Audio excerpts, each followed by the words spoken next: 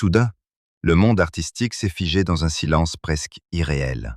Lorsque la famille de Sophie Garel a confirmé sa disparition, une immense vague d'émotions a traversé le public, les artistes, les admirateurs de toujours.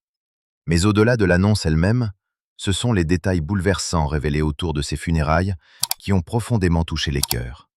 Comme si, même dans l'adieu, Sophie Garel avait choisi l'élégance, la douceur et le silence. La nouvelle est tombée à l'aube, presque brutalement, comme ces matins d'hiver où la lumière semble hésiter à entrer dans les maisons.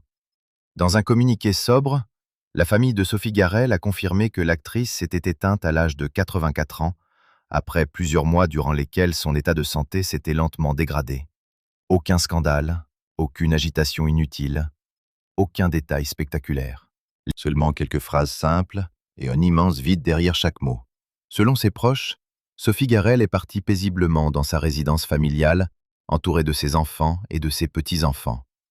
Une fin discrète, presque silencieuse, à l'image de la femme qu'elle avait choisi de devenir au fil des années.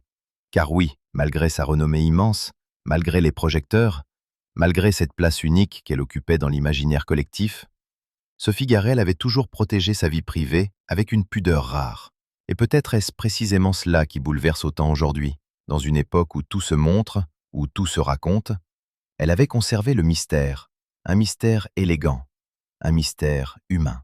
Très vite, les réactions se sont multipliées dans le monde artistique. Des acteurs, des réalisateurs, des musiciens, des écrivains ont exprimé leur tristesse avec des mots parfois maladroits, parfois tremblants. Comment résumer une femme qui avait traversé plusieurs générations sans jamais perdre sa grâce? Comment expliquer cette présence si particulière qu'elle laissait derrière elle, même dans le silence? Beaucoup ont parlé de son regard, d'autres de sa voix calme, presque enveloppante. Certains ont rappelé qu'elle était l'une des dernières figures capables d'incarner cette élégance classique que le temps semble avoir emportée avec lui. Et pourtant, Sophie Garel n'avait jamais cherché à devenir une légende. Ceux qui l'ont côtoyée racontent qu'elle arrivait toujours en avance sur les plateaux, qu'elle connaissait chaque détail de ses textes, qu'elle exigeait beaucoup d'elle-même avant d'exiger quoi que ce soit des autres. Sérieuse, rigoureuse, presque perfectionniste, mais jamais froide. Derrière cette discipline se cachait une femme profondément attentive aux autres, capable d'aider discrètement de jeunes artistes en difficulté sans jamais vouloir être remerciée publiquement. Ces dernières années, elle vivait loin des grandes apparitions médiatiques. Les tapis rouges étaient devenus rares, les interviews aussi. Elle préférait les soirées tranquilles auprès de sa famille, les longues conversations à voix basse, les journées lentes où le temps semblait enfin lui appartenir. Selon certains proches, elle travaillait encore sur un projet très personnel, un livre de mémoire dans lequel elle souhaitait raconter non pas la célébrité, mais les fragilités cachées derrière une vie entière passée sous les regards du public. Puis la santé a commencé à décliner, lentement, sans bruit, encore une fois. Et aujourd'hui, c'est toute une époque qui semble s'être arrêtée avec elle. Une époque où l'élégance ne criait pas. Où le talent n'avait pas besoin d'être provoquant pour être immense. Une époque où certaines femmes entraient dans une pièce et imposaient le silence simplement par leur présence. Très rapidement après l'annonce de son décès, la famille de Sophie Garel a révélé les premières informations concernant les funérailles. Et là encore, tout semblait fidèle à la femme qu'elle avait été toute sa vie. Sobre, délicate, profondément digne.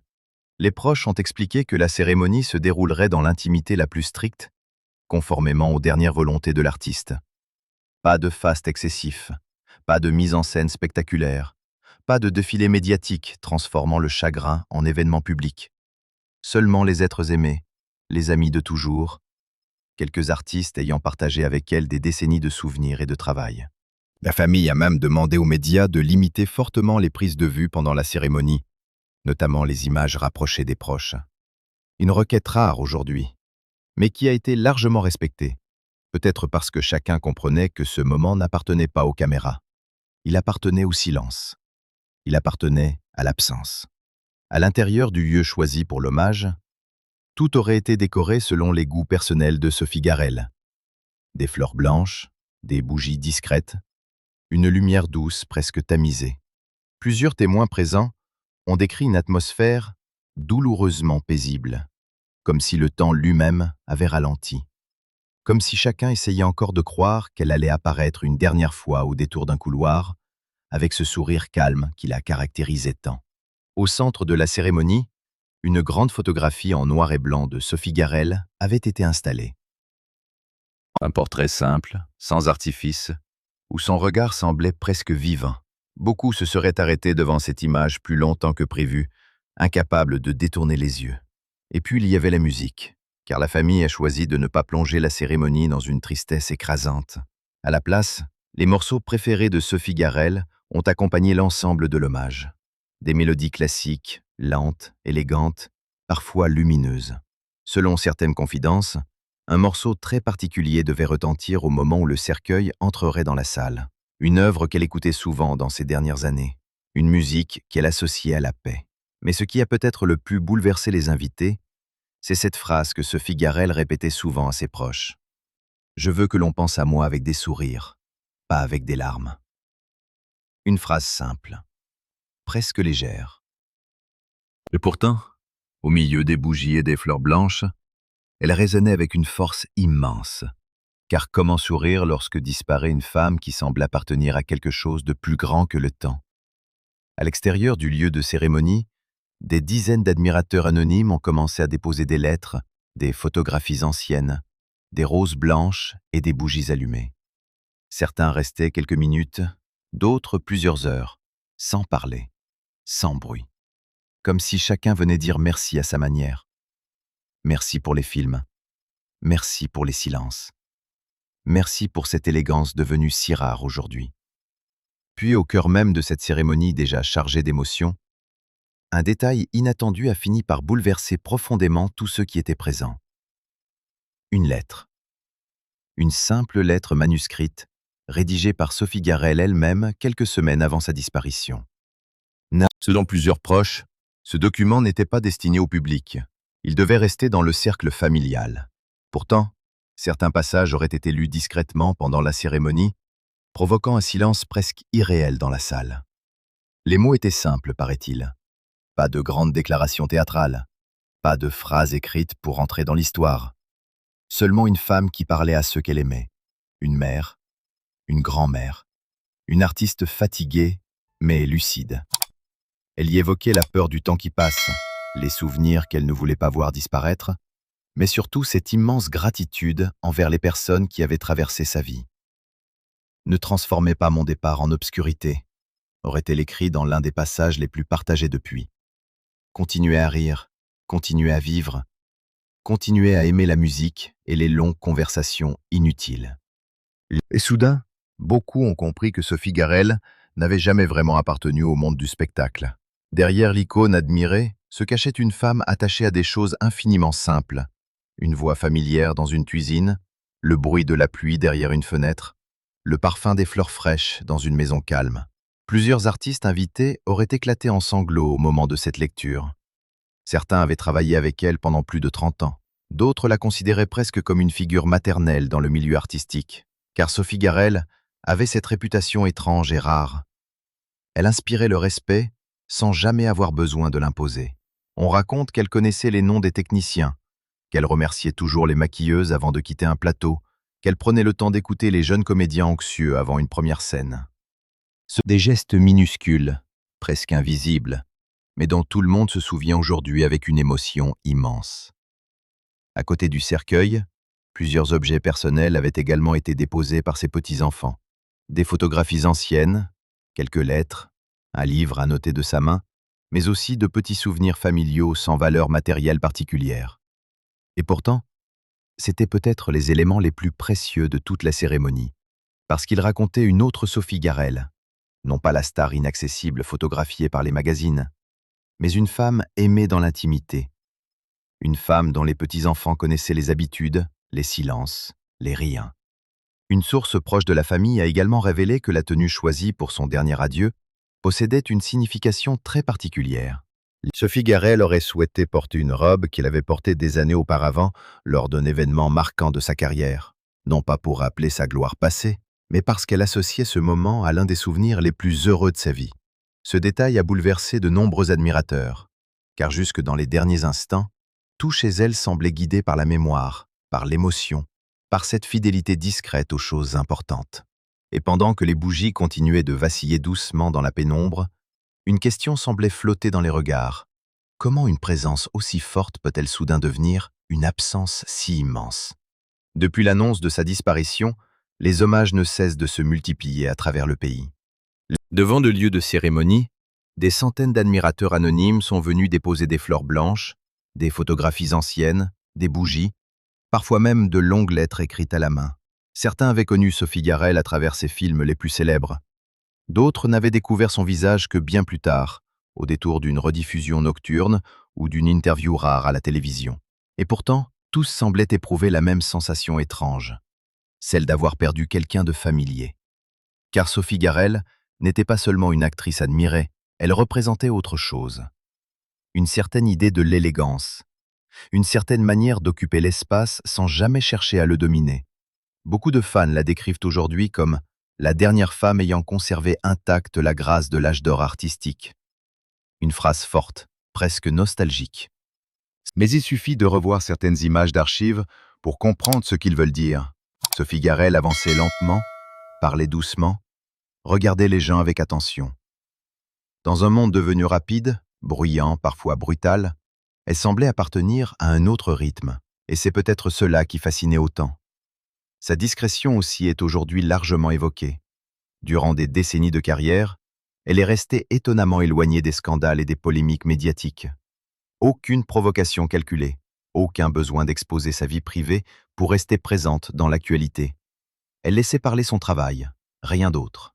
Ceux qui ont travaillé à ses côtés racontent souvent le même souvenir. Sophie Garrel arrivait préparée à chaque tournage avec une précision presque obsessionnelle. Elle relisait ses scènes jusqu'au dernier instant, discutait longuement des intentions de personnages, exigeait beaucoup d'elle-même avant toute chose. Mais derrière cette rigueur se cachait également une immense générosité. Plusieurs artistes aujourd'hui connus ont révélé qu'elle les avait aidés financièrement dans les périodes les plus difficiles de leur jeunesse. Toujours discrètement, sans jamais chercher à être citée publiquement. Une actrice a même confié récemment « Elle m'a payé plusieurs mois de loyer lorsque je n'avais plus rien, et elle m'a interdit d'en parler tant qu'elle serait vivante. » Ce genre de révélation explique peut-être pourquoi l'émotion actuelle dépasse largement le cadre du cinéma. On ne pleure pas seulement une carrière exceptionnelle, on pleure une certaine idée de l'humanité. Ces dernières années, Sophie Garrel vivait presque entièrement retirée de la vie publique. Elle passait du temps avec ses enfants, cultivait son jardin, lisait énormément et travaillait encore, selon certains proches, sur des mémoires personnelles qu'elle espérait terminer un jour. Un projet intime dans lequel elle souhaitait raconter non pas les succès, mais les fragilités cachées derrière la célébrité. Malheureusement, la maladie aurait progressivement interrompu ce travail. Aujourd'hui, beaucoup se demandent si ces pages verront un jour le jour. Peut-être parce qu'au fond, chacun cherche encore une dernière trace d'elle, une dernière voix, une dernière pensée. Comme si accepter le départ de Sophie Garrel signifiait aussi accepter qu'une époque entière vient définitivement de s'éteindre. Au fil des heures, de nouveaux détails concernant les dernières volontés de Sophie Garrel ont continué d'émerger, renforçant encore davantage cette impression troublante. Jusqu'au bout, elle aura voulu protéger la beauté simple des choses essentielles. La famille a notamment confirmé qu'une partie de ses biens personnels serait prochainement confiée à une fondation venant en aide aux artistes âgés vivant dans des situations précaires. Une décision profondément symbolique, presque silencieuse, mais parfaitement cohérente avec la femme qu'elle avait toujours été. Car derrière l'image sophistiquée de l'icône du cinéma se cachait une personne extrêmement attentive à ceux que l'industrie oublie trop vite. Plusieurs témoignages racontent aujourd'hui que Sophie Garrel appelait régulièrement d'anciens collègues retirés du métier, parfois isolés depuis des années. Elle envoyait discrètement de l'aide financière, recommandait certains artistes auprès de producteurs ou se contentait simplement d'écouter pendant de longues conversations nocturnes. Rien n'était jamais public, rien n'était calculé. Peut-être parce qu'elle savait mieux que quiconque à quel point la lumière peut disparaître brutalement dans ce milieu. Et justement, cette relation particulière avec le temps qui passe semble aujourd'hui hanter tous les hommages qui lui sont rendus. Beaucoup évoquent une femme qui n'a jamais tenté de fuir les années. Sophie Garrel n'essayait pas de paraître éternellement jeune. Elle avançait avec le temps, avec dignité, avec cette élégance presque ancienne qui impressionnait autant qu'elle rassurait. Ses rides n'étaient pas cachées derrière des artifices excessifs. Sa voix avait changé avec l'âge, mais elle l'acceptait. Comme si elle considérait chaque marque du temps comme une partie naturelle du récit humain. Dans une société obsédée par l'image et la performance permanente, cette attitude avait fini par devenir presque révolutionnaire. Certains réalisateurs racontent d'ailleurs qu'elle refusait parfois certains éclairages trop flatteurs sur les tournages de ces dernières années. Elle disait simplement « Le visage doit raconter la vérité ». Une phrase courte, mais qui résume peut-être toute sa philosophie. À l'intérieur de la cérémonie funéraire, cette vérité semblait justement présente partout. Dans les silences, dans les regards fatigués des amis proches, dans les mains tremblantes de certains artistes venus lui dire adieu une dernière fois. Plusieurs témoins ont décrit une ambiance si calme qu'on pouvait entendre les respirations entre les morceaux de musique classique diffusés dans la salle. Il n'y avait pas de grands discours interminables, pas de mise en scène théâtrale, seulement des souvenirs partagés à voix basse. Une anecdote racontée dans un coin, un rire soudain, suivi immédiatement d'un silence douloureux, comme si chacun oscillait entre gratitude et impossibilité d'accepter réellement son absence. Au même moment, à l'extérieur, les admirateurs continuaient d'affluer malgré la discrétion demandée par la famille. Certains déposaient de petites bougies alignées soigneusement le long des barrières. D'autres laissaient des photographies jaunies par le temps, retrouvées dans de vieux magazines ou des albums personnels.